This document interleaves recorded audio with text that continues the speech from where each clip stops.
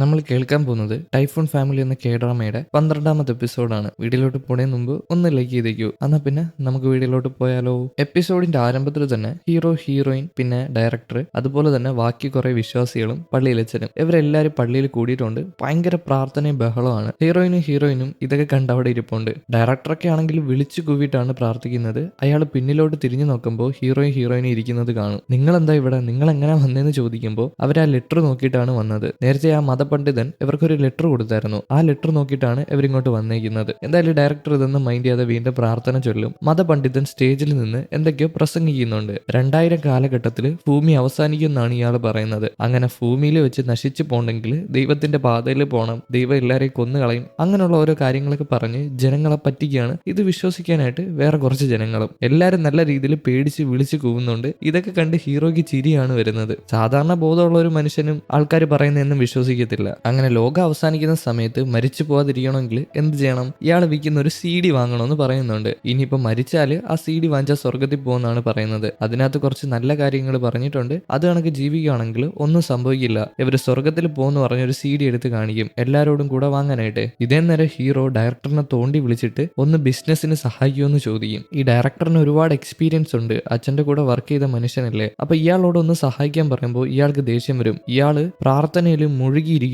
അതുകൊണ്ട് തന്നെ എണീറ്റ് നിന്ന് ചീത്ത പറയും, നിങ്ങൾ ശൈത്താനാണ്, ഇറങ്ങിപ്പോന്ന് പറഞ്ഞിട്ട്. മതപണ്ഡിതൻ ഇത് കാണുന്നുണ്ട്. മതപണ്ഡിതൻ വേറെ കുറച്ച് ആൾക്കാരെ പറഞ്ഞു വിട്ടിട്ട് ഹീറോയിനെ അവിടുന്ന് പിടിച്ചോണ്ട് പോവാണ്. അവരുടെ ദേഹത്ത് സാത്താനുണ്ടെന്ന് പറഞ്ഞിട്ട്. പള്ളിയുടെ ഇടയ്ക്ക് വെച്ച് സംസാരിച്ചില്ലേ, അതുകൊണ്ടാണ്. പിന്നീട് ഹീറോയിനും ആകെ വിഷമിച്ച് ആ കടയിലോട്ട് തിരിച്ചു വരുവാണ്. ഹീറോയിന്റെ ഓഫീസായിട്ടുള്ള ആ കടയിൽ അവിടെ വന്ന് ഹീറോയിന് എന്തൊരു ആഹാര സാധനം വാങ്ങിച്ചു കൊടുത്തിട്ടുണ്ട്. അവള് കഴിക്കുമ്പോൾ ഹീറോ അവളുടെ ഭംഗി ആസ്വദിച്ച് അങ്ങനെ ഇരിക്കുകയാണ്. ഇത് കാണുന്ന ഹീറോയിൻ അവനെ തന്നെ നോക്കി നിൽക്കും. അവൾക്ക് ചുമ വരും, അവള് ചുമയ്ക്കും. പെട്ടെന്ന് തന്നെ അവൻ വെള്ളമൊക്കെ എടുത്ത് അവൾക്ക് ഒഴിച്ചു കൊടുക്കുകയാണ്. ഹീറോയിന് അവൻ നല്ല രീതിയിൽ കെയർ ചെയ്യുന്നുണ്ടല്ലോ, അതുകൊണ്ട് തന്നെ അവള് പറയും, എനിക്ക് ഒരുപാട് നന്ദിയുണ്ട്, കാരണം എന്നെ ശ്രദ്ധിക്കാനായിട്ട് ഒരാളുണ്ടല്ലോ. എല്ലാവർക്കും ആ ഒരു ഭാഗ്യം കിട്ടാറില്ല. പക്ഷെ നമ്മൾ അങ്ങനെ ഒരു സ്ഥിതിയിൽ നിൽക്കുന്നതല്ല, പ്രണയിക്കാൻ പറ്റുന്ന ഒരു സ്ഥിതിയിൽ നിൽക്കുന്ന ആൾക്കാരല്ല. ഇപ്പൊ നമ്മൾ പ്രണയിക്കുകയാണെങ്കിൽ അത് നമ്മുടെ വർക്കിനെ ഒരുപാട് ബാധിക്കും. അപ്പൊ ഇപ്പൊ പ്രണയിക്കാൻ പാടില്ല എന്ന് ഹീറോനോട് പറയും. ഹീറോ ഇത് കേട്ട് വിഷമിച്ചിരിപ്പുണ്ട്. ഹീറോന്റെ പ്രകൃതമാണ് അവന് ഇഷ്ടപ്പെട്ട ആൾക്കാരെ കെയർ ചെയ്യുക എന്നുള്ളത്. അവന്റെ പ്രകൃതമാണ്, അവൻ അങ്ങനെ ചെയ്യാൻ പാടില്ല എന്നാണ് ഹീറോയിൻ പറയുന്നത്. എപ്പോ വർക്ക് ചെയ്യുന്ന സമയത്ത്. അങ്ങനെയാണെങ്കിൽ അത് വർക്കിനെ ബാധിക്കത്തില്ലേ? ഹീറോയിനും കോൺസെൻട്രേഷൻ കിട്ടുന്നില്ല, അവളുടെ മനസ്സും ചെറുതായിട്ട് പാളി പോകുന്നുണ്ട്. അതുകൊണ്ടാണ് അങ്ങനെ പറഞ്ഞത്. ഹീറോ ഇതൊക്കെ കേട്ട് വിഷമിച്ച് അവിടെ ഇരിപ്പുണ്ട്. എന്തായാലും അതൊന്നും പുറത്ത് കാണിക്കാതെ അവൻ ആ ആഹാര സാധനമൊക്കെ എടുത്ത് കഴിക്കും. കട്ട് ചെയ്താൽ കൂട്ടുകാരനെയും അനീതിയും കാണിക്കുകയാണെങ്കിൽ അവർ രണ്ടുപേരും സാധനങ്ങൾ കൊടുക്കാനായിട്ട് കടയിൽ വന്നിട്ടുണ്ട്. കൂട്ടുകാരന്റെ സാധനങ്ങളാണ് കൊടുക്കുന്നത്, കൂടെ തന്നെ അനിയത്തിയും ഉണ്ട്. സാധനങ്ങളൊക്കെ കൊടുത്തിട്ട് പോകുമ്പോൾ അനിയത്തിക്ക് ഭയങ്കര ടെൻഷൻ. അവളിടുന്ന ഡ്രസ്സ് കറക്റ്റ് ആണോ, ഇനി പുതിയ ഡ്രസ്സ് വാങ്ങണോ, അങ്ങനെയുള്ള ടെൻഷൻ. അതുകൊണ്ട് തന്നെ കൂട്ടുകാരൻ നിനക്ക് ഞാൻ ഒരുപാട് ഡ്രസ്സ് വാങ്ങിച്ചു തരാമെന്ന് പറഞ്ഞിട്ട് അവളുടെ കവിളിലൊരു ഉമ്മ കൊടുക്കും. ആ ഉമ്മ കിട്ടിയതോടെ അവളുടെ ടെൻഷൻ മാറുകയാണ്. പിന്നീട് അവർ രണ്ടുപേരും കൂടെ ഒരു ബിൽഡിങ്ങിന്റെ മണ്ടയിൽ പോയി നിൽക്കും. അവിടെ വെച്ച് അവൾക്ക് എന്തോ കഴിക്കാനായിട്ട് ഐസ്ക്രീം പോലത്തെ സംഭവം വാങ്ങിച്ചു കൊടുക്കുകയാണ്. അതും കഴിച്ച് അവളുടെ വിഷമം പറയും. വേറൊന്നുമല്ല, അവൾക്ക് ഒരുപാട് കുറ്റബോധമുണ്ട്. അവളെ പഠിപ്പിക്കാൻ വേണ്ടിയിട്ട് ഹീറോയിൻ കോളേജിൽ പോയിട്ടില്ല. ഹീറോയിൻ അവളുടെ ജീവിതം സാക്രിഫൈസ് ചെയ്തിട്ടാണ് അനിയത്തിയെ കോളേജിൽ വിട്ടിട്ടുള്ളത്. ഇനിയിപ്പം അനിയത്തിക്ക് ഒരുപാട് പൈസ കിട്ടുവാണെങ്കിൽ ചേച്ചിയെ കോളേജിൽ വിട്ട് പഠിപ്പിക്കുമെന്നാണ് അവള് പറയുന്നത്. അതാണ് അവളുടെ ഏറ്റവും വലിയ ആഗ്രഹം. അത് കഴിഞ്ഞിട്ട് അവനോട് അവന്റെ ആഗ്രഹം എന്താണെന്ന് ചോദിക്കും. അവന്റെ ആദ്യത്തെ ആഗ്രഹം മറ്റൊന്നും അല്ലായിരുന്നു, അവനൊരു പാട്ടുകാരനാവണമെന്നായിരുന്നു. എന്നാൽ അവന്റെ ആഗ്രഹം ഇപ്പം മാറിയിട്ടുണ്ട്. അവന്റെ ഏറ്റവും വലിയ ആഗ്രഹം ഇപ്പൊ അവളെ കല്യാണം കഴിക്കുക എന്നുള്ളതാണ്. ഇത് പറയുമ്പോൾ അവൾക്ക് നാണാവും. അവളുടെ കയ്യിൽ പിടിച്ചിട്ട് അവൻ അവളോട് പറയും, നീയാണ് എന്റെ ഏറ്റവും വലിയ ആഗ്രഹമെന്ന്. അവൾ നാണിച്ചിട്ട് അവനെ കെട്ടിപ്പിടിക്കുകയാണ്. പിറ്റേ ദിവസം മറ്റേ ആ സർക്കാർ ഓഫീസ് ഉണ്ടല്ലോ, അവിടെ തന്നെ ഒരു ലേഡി ഇരുന്ന് വർക്ക് ചെയ്യുന്നുണ്ട്. നമ്മൾ നേരത്തെ കണ്ട ലേഡി, ചെരുപ്പ് മാറിയിട്ടുകൊണ്ട് വന്ന ലേഡി. അവര് നോക്കുന്ന സമയത്ത് നമ്മുടെ ഹീറോന്റെ കമ്പനിയാണ് സർജിക്കൽ ഗ്ലൗസ് പ്രൊവൈഡ് ചെയ്യാൻ പോകുന്നത് ആഫ്രിക്കയിലോട്ട്. എന്നാൽ ഹീറോന്റെ കമ്പനി ഒരുപാട് ചെറിയ കമ്പനിയാണ്. ഈ കമ്പനി എങ്ങനെ വന്നെന്ന് അവർക്ക് അറിയാൻ പാടില്ല. അതുകൊണ്ട് തന്നെ അത് കട്ട് ചെയ്ത് മാറ്റും. ഹീറോന്റെ കമ്പനിക്ക് സർജിക്കൽ ഗ്ലൗസ് കൊടുക്കാൻ പറ്റത്തില്ല. അതുപോലെ തന്നെ ഹീറോന്റെ കമ്പനിയിലോട്ട് ഫാക്സ് അയച്ചിട്ടുണ്ട്. ഈ ഫാക്സ് ബാക്കിയുള്ള ആൾക്കാരൊക്കെ എടുത്തു നോക്കും. ഹീറോന്റെ കമ്പനിയിലുള്ള ആൾക്കാരും. ഇവർക്ക് നേരത്തെ അറിയായിരുന്നു ഇത് അവർ കണ്ടുപിടിച്ചിട്ട് ഇവർ ആ പ്രോജക്റ്റിൽ നിന്ന് മാറ്റുമെന്ന്. ഇവരെല്ലാരും ആകെ ടെൻഷൻ അടിച്ചിരിക്കുകയാണ്. കയ്യിൽ കിട്ടിയ ഒരു പിടിവള്ളിയാണ് നഷ്ടപ്പെട്ടു പോയിരിക്കുന്നത്. ആ സമയം ഡോറൊക്കെ തുറന്ന് ഒരാൾ ദൈവദൂതനെ പോലെ കയറി വരും. മറ്റാരുമല്ല, ഡയറക്ടറാണ്. ഇപ്പൊ ഡയറക്ടർ എന്തിനാ ഇങ്ങോട്ട് വന്നതെന്ന് ചോദിക്കുമ്പോൾ അയാൾ ബാഗിലുള്ള കുറെ CD പാട്ടൊക്കെ എടുക്കുന്നുണ്ട്. ആ ഒരു മതപണ്ഡിതന് വേണ്ടി CD വിൽക്കാനായിട്ട്. എന്നാൽ മാനേജർ പറയും ഇപ്പൊ ഇതല്ല പ്രധാനം, വേറൊരു കാര്യമാണെന്ന്. അതെടുത്ത് കാണിച്ചു കൊടുക്കും. ഈ ഒരു ഡയറക്ടറിന് വേറെ കുറെ കാര്യത്തിലൊക്കെ എക്സ്പീരിയൻസ് ഉണ്ട്, അത് പറഞ്ഞു കൊടുക്കും. സർക്കാർ ജോലിക്കാർക്ക് അങ്ങനെ ഒരു കമ്പനിയെ റിജക്ട് ചെയ്യാൻ പറ്റത്തില്ല. അവർക്കെതിരെ കംപ്ലൈന്റ് കൊടുക്കാനും പറ്റും, അത് റീ അപ്പീൽ ചെയ്യാനും പറ്റും. ചിലപ്പോൾ ഭാഗ്യം ഉണ്ടെങ്കിൽ ഇവർക്കത് കിട്ടും. അതേപോലെ തന്നെ ഇവർ റീ അപ്പീൽ ചെയ്തിട്ടുണ്ട്. ആ വിവരം അവിടെ ചെല്ലും, ആ ലേഡിയുടെ ഓഫീസിൽ ചെല്ലും. ആ ലേഡിക്കെതിരെയാണ് കംപ്ലൈന്റ് പോയിരുന്നത്. വേറൊന്നുമല്ല, ഇവര് ചെറിയ കമ്പനി ആയതുകൊണ്ട് തന്നെ ഡിസ്ക്രിമിനേറ്റ് ചെയ്ത് അങ്ങനെ ആക്കിയതാണെന്നാണ്. അതുകൊണ്ട് തന്നെ അവരെ റിജക്ട് ചെയ്യുവാണെങ്കിൽ, ഹീറോന്റെ കമ്പനിയുടെ റിജക്ട് ചെയ്യുവാണെങ്കിൽ ഈ ലേഡിക്ക് പ്രശ്നമാവും. അവര് ചെറിയ കമ്പനി ആയതുകൊണ്ടാണ് അവരെ റിജക്ട് ചെയ്തത്, വലിയ കമ്പനി എടുക്കത്തുള്ളൂ, അങ്ങനെയുള്ള ഒരു രീതിയിൽ. ഈ നേരം ഹീറോ ഡയറക്ടറിനെ വിളിച്ചുകൊണ്ട് വന്നിട്ട് ഡയറക്ടറിന്റെ ചെടി കാണിച്ചു കൊടുക്കുകയാണ്. അവനാണ് ഡയറക്ടർ പോയ സമയത്ത് ഈ ചെടീനെ പരിപാലിച്ചിട്ടുള്ളത്. അങ്ങനെ ഓരോ കാര്യങ്ങളായിട്ട് കാണിച്ചു കൊടുക്കുകയാണ്. ഈ ചെടി വളർന്നിട്ട് അവൻ വേറൊരു വലിയ പോട്ടിലോട്ട് മാറ്റിയിട്ടുണ്ടായിരുന്നു. ഈ നേരം മറ്റവനുണ്ടല്ലോ സ്റ്റൈലൻ, അവൻ എന്താ ചെയ്യുന്നതെന്ന് അറിയാമോ? ഡയറക്ടർ കൊണ്ടുവന്ന CD എടുത്ത് CD പ്ലെയറിൽ ഇട്ടിട്ട് അതിന്റെ പാട്ട് വെക്കും. ഒരു ദൈവഗാനമാണ്. ഇത് കേട്ടതോടെ ഡയറക്ടറിന് പ്രാന്തളവിയതുപോലെ അവിടെ കിടന്ന് പാട്ട് പാടാനും തുള്ളാനും ലോകം അവസാനിക്കാൻ പോവാണെന്നൊക്കെ പറഞ്ഞിട്ട് അങ്ങനെ തുള്ളിക്കളിയാണ്. ബാക്കിയുള്ള ആൾക്കാരൊക്കെ നോക്കുമ്പോൾ ഇയാൾ ഏതോ പ്രാന്ത് കയറിയ മനുഷ്യനെ പോലെ അങ്ങനെ ചെയ്യുന്നതാണ്. ഇയാളുടെ ഈ ഒരു അവസ്ഥ കണ്ടിട്ട് ഹീറോ അടുത്തോട്ട് ചെന്നിട്ട് അയാളെ ഡയറക്ടറെ നിന്ന് ഒറ്റ വിളിയാണ്. ആ വിളിയിൽ ഡയറക്ടർ മിണ്ടാതിരിക്കും. അയാളോട് കാര്യം പറയും. ഞങ്ങൾക്ക് ഇപ്പം നമ്മുടെ പഴയ ഡയറക്ടറിനെയാണ് ആവശ്യം, ആ ജോലി ചെയ്യുന്ന ഡയറക്ടർ. അയാളുണ്ടെങ്കിൽ നമ്മുടെ കമ്പനിക്ക് രക്ഷപ്പെടാൻ പറ്റും, നമ്മുടെ കൂടെ കൂടിക്കൂടെ എന്ന് ചോദിക്കുമ്പോൾ അയാൾ ഒന്നും മിണ്ടില്ല. അവിടെ നിന്ന് വിഷമിച്ചിട്ട് ഇറങ്ങി പോവാണ്. പിന്നീട് ഇയാൾ ചെല്ലുന്നത് ഒരു പള്ളിയിലാണ്. അവിടെ പോയിരുന്ന് പ്രാർത്ഥിക്കും. വേറൊന്നുമല്ല, എന്റെ ഗതി വേറെ ആർക്കും വരുത്താൻ പാടില്ല, അവരുടെ കമ്പനീനെ രക്ഷിക്കണം, എന്നെ പോലെ ഗതിയൊന്നും അവർക്ക് കൊണ്ടുവരാൻ പാടില്ല എന്ന് പറഞ്ഞിട്ട്. ഇയാൾക്ക് കുറ്റബോധമുണ്ട്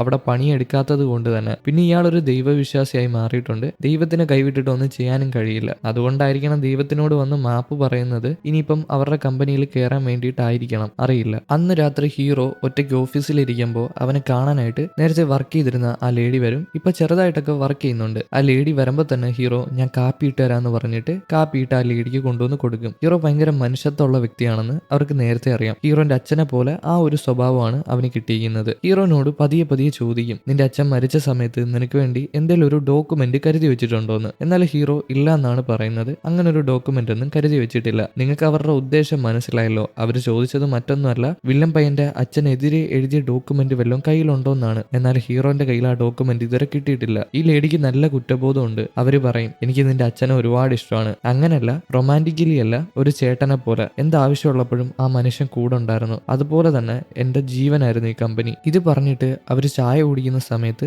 ചായ ഗ്ലാസ് തറയിൽ വെക്കും. ഇത് വെക്കുമ്പോൾ അവരുടെ കൈ വിറയ്ക്കുന്നുണ്ട്. മറ്റേ ആള് ഹീറോന്റെ ആ പേപ്പർ കിട്ടുമെന്ന് പറഞ്ഞാല് അവരുടെ കുട്ടികളെയൊക്കെ കൊന്നുകളയെന്ന് പറഞ്ഞില്ലായിരുന്നോ, ആ ഒരു പേടിയിലാണ് കൈ വിറയ്ക്കുന്നത്. ഹീറോ വിചാരിക്കും ഇവർ ഒരുപാട് ജോലി ചെയ്തിട്ട് അവരുടെ കൈ വിറയ്ക്കുന്നതാണെന്ന്. ഹീറോ അവരെ ഈ ജോലിയിലോട്ട് ക്ഷണിക്കും. നിങ്ങൾക്ക് ഒരുപാട് കഷ്ടപ്പാടാണെങ്കിൽ ഈ ജോലിയിലോട്ട് വന്ന് ജോയിൻ ചെയ്തോളാം. എന്നാൽ അവരുടെ മനസാക്ഷി സമ്മതിക്കത്തില്ല. ഹീറോന്റെ കൂടെ നിന്ന് ചതിക്കുന്നത് പോലെയല്ലേ, അതുകൊണ്ട് ഞാൻ ഇവിടെ ജോലി ചെയ്യാൻ താല്പര്യപ്പെടുന്നില്ല എന്ന് പറഞ്ഞിട്ട് എണീറ്റ് പോകും. പക്ഷെ അവരവരുടെ ബാഗ് എടുക്കാനായിട്ട് മറന്നുപോയി. അതുകൊണ്ട് തന്നെ ഹീറോയാണ് ആ ബാഗ് എടുത്ത് കൊടുക്കുന്നത്. കൊടുക്കുന്ന സമയത്ത് അവരോട് ചോദിക്കും, ആ ഷെൽഫ് കണ്ടോ, അവിടെ ഇരുന്ന ഫയലൊക്കെ നിങ്ങൾ അടുക്കി പറക്കി വെച്ചു എന്ന്. കാരണം ഹീറോ വെച്ച ഓർഡറിലല്ല അത് തിരിഞ്ഞു വെച്ചേക്കുന്നത്. അത് ഈ ലേഡിയുടെ സ്റ്റൈലാണ്. ഡേറ്റ് വൈസ് ആണ് അടുക്കി വെച്ചേക്കുന്നത്. അത് ലെഫ്റ്റിൽ നിന്ന് റൈറ്റിലോട്ട്. അത് ഈ ലേഡി മാത്രമേ ചെയ്യാറുള്ളൂ, എന്നാൽ ആ ലേഡി ചെയ്തിട്ടില്ല എന്ന് പറയും. അപ്പൊ ഹീറോ പറയും, ചിലപ്പോൾ നിങ്ങളെ പോലെ ആരെങ്കിലും കോപ്പി ചെയ്യാനായിട്ട് ശ്രമിച്ചായിരിക്കും, വേറെ ആരെങ്കിലും ആയിരിക്കും എന്ന്. എന്തായാലും ഹീറോയ്ക്ക് ആ ലേഡീനെ വലിയ ഡൗട്ടൊന്നുമില്ല. പക്ഷെ ആ ലേഡിക്ക് നല്ല കുറ്റബോധമുണ്ട്, ഹീറോനെ ചതിക്കുന്നത് കൊണ്ട് തന്നെ. ഹീറോനെ കണ്ടു കഴിഞ്ഞിട്ട് ആ ലേഡി അവിടെ നിന്ന് പോവാണ്. പിറ്റേ ദിവസം തന്നെ ഹീറോയിനും ആ സർക്കാർ ഓഫീസിൽ വന്നിട്ടുണ്ട്. അവിടെ വന്ന് സർജിക്കൽ ഗ്ലൗസ് അവർ കൊടുക്കാന്ന് എഴുതി കൊടുക്കുകയാണ്. അവരങ്ങനെ എഴുതി കൊടുക്കുന്ന സമയത്ത് ആ ലേഡി അവിടെ നിന്ന് നടന്നു പോകുന്നുണ്ട് കേട്ടോ. ആ ലേഡി അവരെ ഒന്ന് നോക്കുകയാണ്.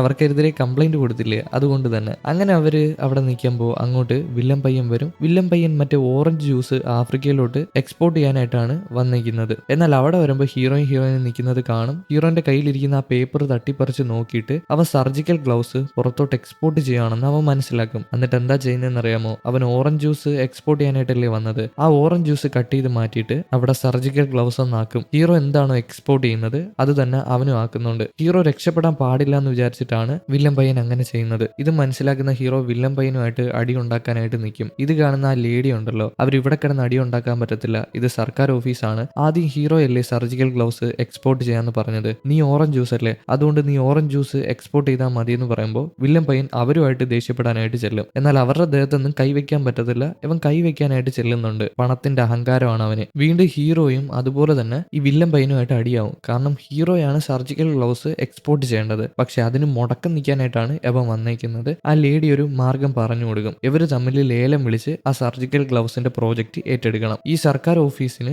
ആരാണോ ഏറ്റവും വില കുറച്ച് സർജിക്കൽ ഗ്ലൗസ് കൊടുക്കുന്നത് അവരുടെ നിന്ന് വാങ്ങും. അങ്ങനെ ഒരു തീയതിയും പറഞ്ഞു കൊടുക്കും. പിന്നീട് വില്ലൻ പയ്യൻ പുറത്തോട്ട് ഇറങ്ങി വരുമ്പോൾ അവന്റെ മാനേജറിനോട് പറയും, എന്ത് വന്നാലും ആ സർജിക്കൽ ഗ്ലൗസിന്റെ പ്രോജക്റ്റ് നമ്മൾ പിടിക്കണം. അതുപോലെ തന്നെ ഹീറോനെ അതിൽ വിജയിക്കാൻ വിടാൻ പാടില്ല. ഏതൊക്കെ കമ്പനികൾ കമ്പനികളാണോ സർജിക്കൽ ഗ്ലൗസ് ഉണ്ടാക്കുന്നത് ആ കമ്പനിയുടെ ഡീറ്റെയിൽസ് എല്ലാം വേണമെന്ന് പറഞ്ഞിട്ട് കാറ് കയറി രണ്ടുപേരും കൂടെ അവിടെ നിന്ന് പോകും. ഈ നേരം ഹീറോയിനും മാനേജറും ഓഫീസിൽ വന്നിട്ടുണ്ട്. ഇപ്പൊ ഇവരുടെ പ്രശ്നം എന്താന്ന് വെച്ചാൽ ഇവരൊരു ഇൻസ്ട്രക്ഷൻ മാനുവൽ എഴുതാനായിട്ട് കൊടുത്തിട്ടുണ്ടായിരുന്നു സർജിക്കൽ ഗ്ലൗസിന് വേണ്ടിയിട്ട്. എന്നാൽ അത് എഴുതിയതോ ഹാൻഡ് റിട്ടൺ വഴിയാണ്. ടൈപ്പ് ചെയ്ത് എഴുതേണ്ട സ്ഥലത്ത് ഹാൻഡ് റിട്ടണിലാണ് എഴുതിയിരിക്കുന്നത്. അത് സാധാരണ ഭാഷയല്ല, ഫ്രഞ്ച് ഭാഷയിലാണ് എഴുതേണ്ടത്. എന്നാൽ ഇപ്പൊ എന്ത് ചെയ്യുമെന്ന് അറിയാൻ പാടില്ല എന്ന് നിൽക്കുമ്പോഴായിരിക്കും നമ്മുടെ ഹീറോന്റെ സ്റ്റൈലൻ പൈന്റെ എൻട്രി. അവര് നല്ല രീതിയിൽ സ്പീഡിൽ ടൈപ്പ് ചെയ്യുന്ന ആൾക്കാരാണ്. അവർ വിചാരിച്ചാൽ അവരെ കൊണ്ട് നടക്കും. ഈ നേരം വില്ലൻ പയ്യനെയും മാനേജറിനെയും കാണിക്കുകയാണെങ്കിൽ മാനേജർ ഓരോ കമ്പനീനെ പറ്റി അന്വേഷിച്ചിട്ട് വില്ലൻ പൈൻ്റെ അതിന്റെ ഡീറ്റെയിൽസ് കൊടുക്കുകയാണ്. ഏത് കമ്പനിയിൽ നിന്നാണ് സർജിക്കൽ ഗ്ലൗസ് ഏറ്റവും വില കുറച്ച് കിട്ടുന്നതെന്ന്. ഒറ്റ കമ്പനിയേ ഉള്ളൂ, ആ കമ്പനിയിൽ നിന്നാണ് അവരെടുക്കാൻ പോകുന്നത്. ഹീറോയ്ക്കും ആ കമ്പനിയിൽ നിന്നേ കിട്ടത്തുള്ളൂ. പിന്നെ ഹീറോയ്ക്കൊന്നും സ്വന്തമായിട്ട് പോർട്ടില്ല, അതുപോലെ തന്നെ ഷിപ്പില്ല, ഇത് സൂക്ഷിച്ചു വെക്കാനുള്ള സ്ഥലമില്ല. ഇതിന്റെ എല്ലാം വാടക നഷ്ടപ്പെട്ടു പോകും. എന്നാൽ വില്ലൻ പയ്യൻ അങ്ങനെയല്ല, എല്ലാ കാര്യങ്ങളും ഉണ്ട്. അതുകൊണ്ട് തന്നെ വില്ലൻ പയ്യനായിരിക്കും ഏറ്റവും കൂടുതൽ ലാഭം വരാൻ പോകുന്നത്. ഹീറോ ഇവിടെ ചെറുതായിട്ടൊന്ന് തോറ്റു പോകുന്നുണ്ട്. വീണ്ടും ഹീറോനെയും ടീംസിനെയും കാണിക്കുകയാണെങ്കിൽ സ്റ്റൈലൻ പയ്യനും ഹീറോയും കൂടെ അതൊക്കെ ഇങ്ങനെ ടൈപ്പ് ചെയ്ത് തീർക്കുന്നുണ്ട്. ടൈപ്പ് ചെയ്ത് തീർത്തിട്ട് ഇതിനെ പ്രിന്റ് എടുക്കണം ഈ മാനുവലിന്റെ കൂടെ വിടാനായിട്ട്. എന്നാൽ പ്രിന്റ് എടുക്കുന്ന സമയത്ത് ഇവർ എഴുതിയ ഫോണ്ട് സപ്പോർട്ട് ആവുന്നില്ല. ഇവർ ഫ്രഞ്ചിൽ വേറൊരു ഫോണ്ടിലാണ് എഴുതിയത്. ആ ഫോണ്ട് പ്രിന്ററിൽ സപ്പോർട്ട് ആവുന്നില്ല. പ്രിന്റ് എടുക്കുമ്പോൾ അത് ഗ്ലിച്ച് ആയിട്ടാണ് വരുന്നത്, പ്രിന്റ് ആവുന്നില്ല. വീണ്ടും വീണ്ടും ചെയ്ത് നോക്കുമ്പോഴും നടക്കത്തില്ല. എന്ത് ചെയ്യുമെന്ന് അറിയാൻ പാടില്ല എന്നിരിക്കുകയാണ്. ഇപ്പൊ രാത്രി 2 മണിയാണ്, ഒരു വഴിയില്ല. ആരെ കൊണ്ടുവരും? ആ നേരമാണ് ദൈവദൂതനെ പോലെ ഒരാളുടെ എൻട്രി. ആരാണ് ദൈവദൂതൻ? നമ്മുടെ ഡയറക്ടർ തന്നെയാണ്. ഡയറക്ടറിനെ കാണുമ്പോൾ എല്ലാവർക്കും സമാധാനവും. ഡയറക്ടർ ഇപ്പൊ എന്തിനാണ് വന്നേക്കുന്നത്? ജോലി ചെയ്യാനായിട്ടാണ്. ദൈവത്തിനോട് പ്രാർത്ഥിച്ച് ക്ഷമ പറഞ്ഞിട്ടാണ് വന്നേക്കുന്നത്. ഡയറക്ടർ വന്നിട്ട് പുള്ളിക്കാരൻ കൈ കൊണ്ട് എഴുതാനായിട്ട് തുടങ്ങും. ഇയാൾക്ക് അതിൽ നല്ല സ്കില്ലുണ്ട്. കമ്പ്യൂട്ടർ വരണേന് മുമ്പ് ഇയാൾ ഇങ്ങനെ മാനുവലൊക്കെ കൈ വെച്ചിട്ടായിരുന്നു എഴുതിക്കൊണ്ടിരുന്നത്. അതുകൊണ്ട് തന്നെ അത് കുഴപ്പമില്ല, കൈ വെച്ച് എഴുതാം. ഭയങ്കര പ്രൊഫഷണൽ ആയിട്ടാണ് എഴുതുന്നത്. എഴുതി കഴിഞ്ഞതിന് ശേഷം എന്താ ആഘോഷമാണ്. എല്ലാം നഷ്ടപ്പെട്ടു എന്ന് വിചാരിച്ചപ്പോഴല്ലേ എല്ലാം തിരിച്ചു കിട്ടിയിരിക്കുന്നത്. അതുകൊണ്ട് തന്നെ ഇവർ റെസ്റ്റോറന്റിൽ പോയി കഴിക്കും. അങ്ങോട്ട് തന്നെ ആ ലേഡിയും വരുന്നുണ്ട്. ഇവർക്ക് നല്ല സന്തോഷമാവുന്നുണ്ട്, കുടിക്കുന്നുണ്ട്, കുടിച്ച് അർമാദിക്കുകയാണ്. ഒരു ബിസിനസ് അല്ലേ കയ്യിൽ കിട്ടിയിരിക്കുന്നത്. ഇവരിങ്ങനെ ഇരുന്ന് കഴിക്കുമ്പോൾ ഡയറക്ടർ അവിടെ നിന്ന് ഇറങ്ങിപ്പോകുന്നതായിട്ട് ഹീറോ ശ്രദ്ധിക്കുന്നുണ്ട്. ഹീറോ വീടില്ല, പിന്നാലെ തന്നെ ചെല്ലും. ഡയറക്ടർ അവിടെ വിഷമിച്ചിരിക്കുകയാണ്. എന്തൊക്കെ ആലോചിച്ചുകൊണ്ട് അയാൾക്ക് ദൈവത്തിനെ വിട്ടിട്ട് ഇങ്ങോട്ട് വന്നത് ഇഷ്ടപ്പെട്ടിട്ടില്ല. ഹീറോ അയാൾക്ക് ഒരു കോഫി കൊണ്ടു കൊടുത്തിട്ട് അടുത്ത് വന്നിരിക്കുകയാണ്. അയാളോട് സംസാരിക്കും. അയാൾക്ക് എന്തെങ്കിലും പ്രശ്നമുണ്ടോ എന്ന് ചോദിക്കുമ്പോൾ അയാൾ പറയുന്നില്ല, കുഴപ്പമൊന്നുമില്ല എന്നാണ് പറയുന്നത്. പിന്നെ ഹീറോ വേറൊരു കാര്യം പറയും. നമ്മുടെ കമ്പനിക്ക് ഇപ്പൊ ആവശ്യം ഒരു പൂവിനെയല്ല, പകരം വലിയൊരു മരത്തിനെയാണ്. ആ മരം ഉണ്ടെങ്കിൽ നമുക്ക് ഏത് കാലാവസ്ഥയിലും പിടിച്ചു നിൽക്കാൻ പറ്റും. തണുത്ത കാലം വരുവാണെങ്കിൽ അതിന്റെ വിറക് വെട്ടി നമുക്ക് ചൂട് കായാൻ പറ്റും. അതുപോലെ ചൂട് കാലം വരുവാണെങ്കിൽ അതിന്റെ തണല് നമുക്ക് അനുഭവിക്കാനായിട്ട് പറ്റും. അപ്പം നമുക്കൊരു മരമാണ് വേണ്ടത്. വേറൊന്നുമല്ല, ഹീറോ ഉദ്ദേശിച്ചത് എക്സ്പീരിയൻസ് ഉള്ള ഒരു മനുഷ്യനെ വേണമെന്നാണ്. ഹീറോയിനും ഹീറോയ്ക്കൊന്നും വലിയ എക്സ്പീരിയൻസ് ഇല്ല. എക്സ്പീരിയൻസ് ഉള്ള മനുഷ്യനാണ് ഡയറക്ടർ.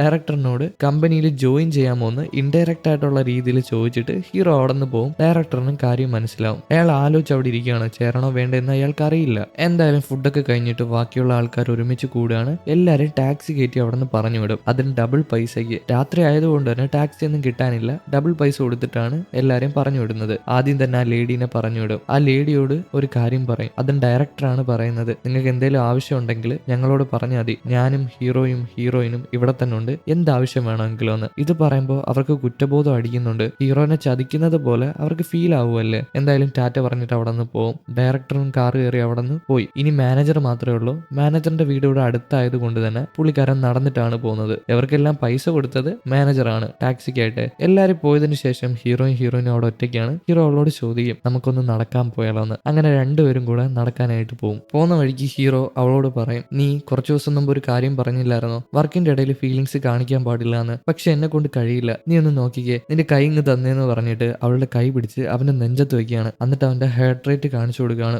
ഒരുപാട് കൂടുതലാണ്. കാരണം ഹീറോയിന്റെ കൂടെ സമയം പങ്കിടുമ്പോൾ അവന്റെ ഹേർട്ട് റേറ്റ് റൈസ് ആവാറുണ്ട്. അതിനർത്ഥം അവൻ അവളെ ഇഷ്ടമാണെന്നാണ്. ഇത് കാണിച്ചു കൊടുത്തിട്ട് അവളോട് പറയും, എനിക്ക് നിന്നെ ഒരുപാട് ഇഷ്ടമാണ്, അത് മറച്ചു വെക്കാനായിട്ട് എന്നെ കൊണ്ട് കഴിയില്ല എന്ന്. ഞാൻ നിന്നെ വൺ സൈഡ് ആയിട്ട് പ്രണയിച്ചോളാം, നിനക്ക് താല്പര്യം ഇല്ലെങ്കിൽ വേണ്ട. പക്ഷെ ഞാൻ നിന്നെ ഒരുപാട് സ്നേഹിക്കുന്നുണ്ട്. എന്റെ സ്നേഹം ഓരോ ദിവസം കൂടുമ്പോഴും കൂടിക്കൊണ്ടിരിക്കുകയാണ്. ഇത് കേൾക്കുമ്പോൾ അവൾക്ക് നാണം വരും. നിനക്ക് ഇഷ്ടമുള്ളതുപോലെ ചെയ്യുന്നു പറഞ്ഞിട്ട് അവൾ അവിടെ നിന്ന് മാറിപ്പോവും. പിന്നാലെ തന്നെ ഹീറോയിൻ ചെല്ലും, എന്റെ വൺ സൈഡ് ലവ് എന്ന് പറഞ്ഞിട്ട്. അവൾക്ക് ചെറിയ നാണമുണ്ട്. അവൾക്ക് ഇഷ്ടമാണ്. കുറച്ചുകൂടെ അവളുമായിട്ട് സമയം പങ്കിടുവാണെങ്കിൽ അവൾ എന്തായാലും അവനോട് പറയും അവൾക്ക് അവനെ ഇഷ്ടമാണെന്ന്. ഈ നേരം നമ്മുടെ കൂട്ടുകാരൻ അവന്റെ കടയിൽ ഇരുന്നിട്ട് പാട്ട് പാടി പ്രാക്ടീസ് ചെയ്യാണ്. അവന് വലിയ പാട്ടുകാരനാവണമെന്ന് ആഗ്രഹമുണ്ട്. എന്നാൽ അവന്റെ സാഹചര്യം അനുവദിക്കുന്നില്ല. എങ്ങനെയും രക്ഷപ്പെട്ടല്ലേ പറ്റൂ. അതുകൊണ്ട് തന്നെ പാട്ട് പാടി പ്രാക്ടീസ് ചെയ്യാണ്. ആ സമയം അമ്മ കടയിലോട്ട് കയറി വരും. ഈ അമ്മയെ നിങ്ങൾക്ക് മനസ്സിലായോ? അത് ഞാൻ നിങ്ങൾക്ക് മുമ്പോട്ട് പോകുമ്പോൾ പറഞ്ഞുതരാം, ഇപ്പൊ പറയണ്ട. ഈ അമ്മയാണെങ്കിൽ അവനെ വന്ന് ചീത്ത പറയും. കാരണം എല്ലാം അലങ്കോലമായിട്ട് കിടക്കും. കിടക്കുവാണ്. അങ്ങനെ അമ്മ ഓരോ കാര്യങ്ങളൊക്കെ വൃത്തിയാക്കുമ്പോൾ അവനും അനിയത്തിയും കൂടെ നിൽക്കുന്ന ഫോട്ടോ കാണും. ഇത് കാണുമ്പോഴേ അമ്മയ്ക്ക് ഒരു കാര്യം മനസ്സിലാവും. അന്ന് നമ്മളൊരു നേഴ്സിനെ കണ്ടില്ലായിരുന്നോ, ലിഫ്റ്റിൽ പാവപ്പെട്ട നേഴ്സായിട്ട് പോകുന്ന ഒരു നേഴ്സ്, അനിയത്തി കുട്ടി മുടി ഒരുക്കി കൊടുത്ത നേഴ്സ്. അത് മറ്റാരുമല്ല, ഈ അമ്മ തന്നെയാണ്. എനിക്ക് കണ്ടിട്ട് മനസ്സിലാവാഞ്ഞാണ്, എന്തായാലും ഈ അമ്മയാണ്. എന്നാൽ അന്ന് അമ്മയ്ക്ക് അവളെ ഇഷ്ടമാണെങ്കിലും ഇപ്പൊ ഇഷ്ടമല്ല. മോനെ വളച്ചെടുത്തു എന്ന് കണ്ടപ്പോൾ അമ്മയ്ക്ക് ഇഷ്ടമല്ലാതായി. അവനോട് ചെന്ന് ചോദിക്കും ഈ പെൺകുട്ടി ആരാണെന്ന്. അവൻ പറയും എന്റെ ഗേൾ ഫ്രണ്ട് ആണെന്ന്. എന്തുമാത്രം ധൈര്യം ഉണ്ടായിട്ട് പെൺകുട്ടികളുടെ വലയത്തിൽ പോയി വീഴുമെന്ന് പറഞ്ഞിട്ട് അവനെ ഇട്ട് അടിക്കാനും തുടങ്ങും. ആ ഫിറ്റിയിൽ ഒട്ടിച്ചിരുന്ന ഓരോ പോസ്റ്ററായിട്ട് വലിച്ചിളക്കാനായിട്ടും തുടങ്ങും. അമ്മേനെ പിടിച്ചു വെക്കുന്ന സമയത്ത് അമ്മ മറിഞ്ഞു വീഴുന്നുണ്ട്. എന്നാലും വലിയ പരിക്കൊന്നും പറ്റുന്നില്ല. അവൻ പിടിക്കും. അമ്മയ്ക്ക് വല്ല കുഴപ്പമുണ്ടോ എന്ന് ചോദിക്കുമ്പോൾ അവനെ അടിച്ചിട്ട് അവിടെ നിന്ന് മാറിപ്പോവും. എന്നിട്ട് അവനോട് നല്ല രീതിയിൽ ദേഷ്യപ്പെടുന്നുണ്ട്. അവള് ഭയങ്കര സെൽഫിഷ് ആണ്, നിന്നെ വളയ്ക്കാൻ വേണ്ടിയിട്ട് അവള് വല വിധിച്ചതാണ്. നിനക്ക് അവളുടെ അച്ഛനെ അമ്മയും പറ്റി അറിയാമോ? അവൾ ആരാണെന്ന് അറിയാമോ? അവൾ എങ്ങനത്തെ സ്ഥിതിയിലാണ് ജീവിക്കുന്നതെന്ന് അറിയാമോ എന്ന് ചോദിക്കുമ്പോൾ അവൻ പറയും എനിക്കും അച്ഛനില്ലല്ലോ, നമ്മൾ അത്ര നല്ല ആൾക്കാരാണോ?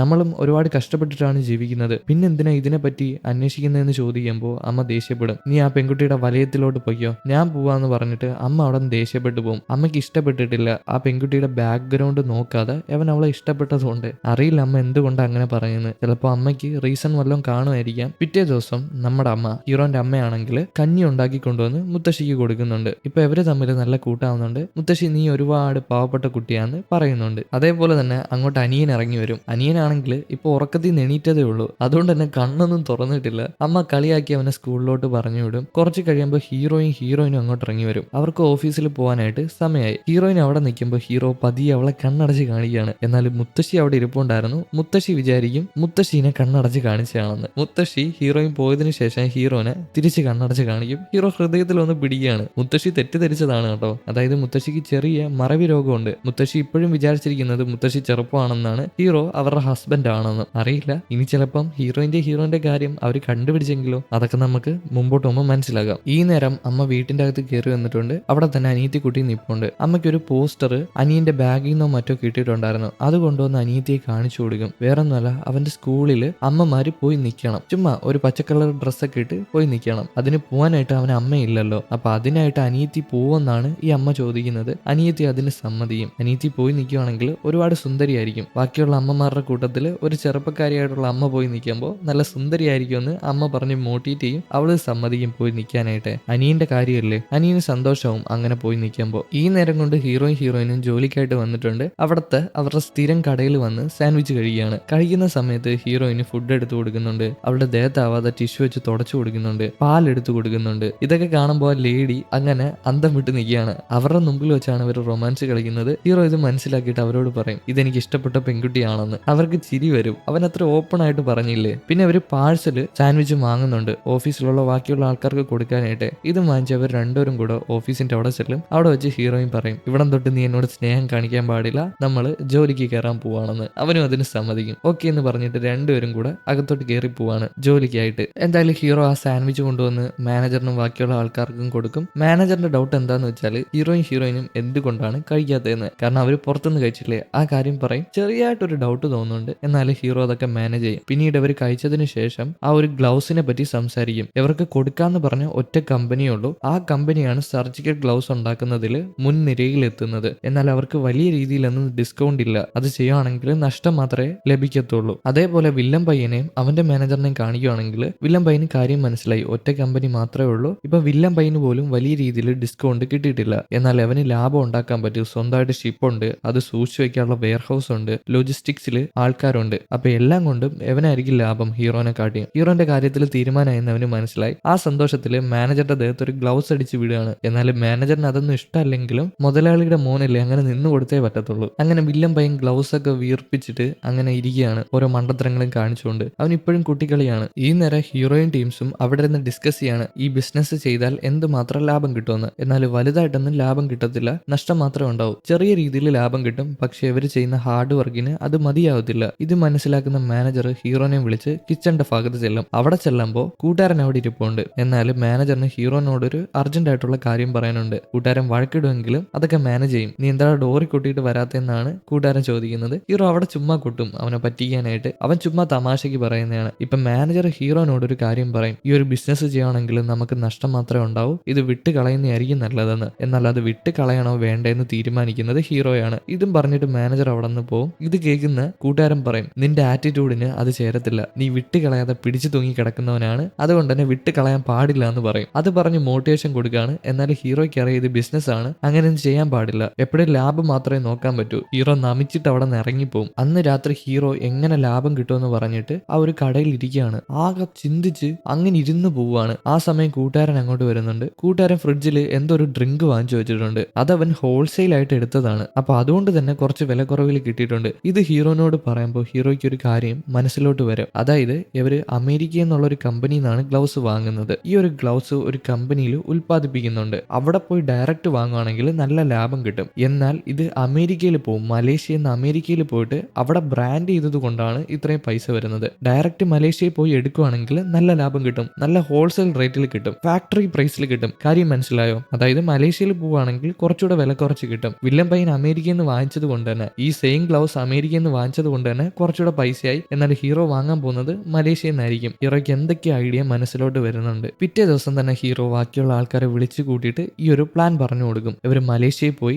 ഡയറക്റ്റ് ഫാക്ടറിയിൽ നിന്ന് ഗ്ലൗസ് എടുക്കാൻ പോവാണെന്ന്. ഇപ്പൊ മലേഷ്യയിൽ ആര് പോകുമെന്ന് ചോദിക്കുമ്പോഴാണ് എല്ലാരും കൂടെ സ്റ്റൈലനെ തിരിഞ്ഞു നോക്കുന്നത്. സ്റ്റൈലനാണ് മലേഷ്യയിലോട്ട് പോകാൻ പോകുന്നത്. ഈ നേരം അമ്മ വർക്ക് ചെയ്യാണ്. അവിടെ തന്നെ അനിയത്തിയും അവളുടെ കൂട്ടുകാരിയും നിൽപ്പുണ്ട്. കൂടെ വർക്ക് ചെയ്യുന്ന കൂട്ടുകാരിയോട് അവള് ഒരു കാര്യം ആവശ്യപ്പെടുകയാണ്. അവൾക്ക് അനിയന്റെ സ്കൂൾ വരെ പോകണം, അതുകൊണ്ട് തന്നെ അവളുടെ ഷിഫ്റ്റ് കൂടെ കൂട്ടുകാരി ഏറ്റെടുക്കുമെന്ന് ചോദിച്ചിട്ട് കൂട്ടുകാരി പറയും, ഇനി എനിക്ക് ആവശ്യം വരുമ്പോൾ നീ സഹായിക്കണം, ഞാൻ ഏറ്റെടുത്തോളാം, നീ പൊയ്ക്കോന്ന് പറഞ്ഞ് അവളെ പറഞ്ഞു വിടും. അവള് സന്തോഷപ്പെട്ട് അവിടെ നിന്ന് പോവാണ്. അനിയത്തി പോയതിനു ശേഷം അമ്മ പതിയെ ചെന്ന് കൂട്ടുകാരിയോട് അവളെ പറ്റി അന്വേഷിക്കും. അപ്പൊ അവള് അവളുടെ കാര്യം പറഞ്ഞു കൊടുക്കുകയാണ്, അനിയത്തിയുടെ കാര്യങ്ങൾ പറഞ്ഞു കൊടുക്കുകയാണ്. അനിയത്തിക്ക് അച്ഛനും അമ്മയില്ല, ഉള്ളതൊരു മുത്തശ്ശിയും അനിയനും ചേച്ചിയാണ്. ചേച്ചിയുടെ കല്യാണ ശേഷം ആ കുടുംബം ഏറ്റെടുക്കാൻ പോകുന്നത് അനിയത്തിയാണ്. ഇപ്പൊ ചേച്ചി ഒരുപാട് കഷ്ടപ്പെടുന്നുണ്ടല്ലോ, ആ കഷ്ടപ്പാട് അവൾക്ക് കിട്ടുമെന്നാണ് പറയുന്നത്. എന്നാൽ അമ്മയ്ക്ക് മോന് നല്ലൊരു പെൺകുട്ടീനെ കണ്ടുപിടിക്കണമെന്നാണ് ആഗ്രഹം. കൂട്ടുകാരി ഈ കാര്യങ്ങളൊക്കെ പറഞ്ഞു കൊടുത്തിട്ട് അവിടെ നിന്ന് മാറിപ്പോവും. കൂട്ടുകാരിക്ക് ഇത് അറിയില്ലല്ലോ അമ്മ എന്തിനാണ് ചോദിച്ചതെന്ന്. അമ്മ ശ്രദ്ധിക്കുമ്പോൾ അനിയത്തിയുടെ ആ ഒരു സ്റ്റോർ ചെയ്ത് വയ്ക്കുന്ന ആ ഒരു അലമാരയില്ലേ, അത് തുറന്നു കിടക്കാണ്. അത് അടയ്ക്കാൻ നോക്കിയിട്ട് തുണി കൊണ്ട് സ്റ്റക്കായിട്ട് നിൽക്കുകയാണ്. അത് എടുത്തു മാറ്റാനായിട്ട് നോക്കുമ്പോൾ അതിനകത്തിരിക്കുന്ന ലിപ്സ്റ്റിക്കും വേറെ കുറച്ച് സാധനങ്ങളൊക്കെ തറയിൽ പോകും. അമ്മ അതൊക്കെ എടുത്തു വയ്ക്കും. നോക്കുന്ന സമയത്ത് ആ അലമാരക്കകത്ത് മൊത്തം പെൺകുട്ടികളുടെ ഡ്രസ്സാണ്. ഇത്തിരി മോഡേൺ ആയിട്ട് ഡ്രസ്സ് ധരിച്ചേക്കുന്ന പെൺകുട്ടികളുടെ ഫോട്ടോയാണ്. ഇത് കാണുമ്പോൾ അമ്മയ്ക്ക് അവളുടെ ഒരു ആറ്റിറ്റ്യൂഡ് മനസ്സിലാവും. ഇതൂടെ കാണുമ്പോൾ അവർക്ക്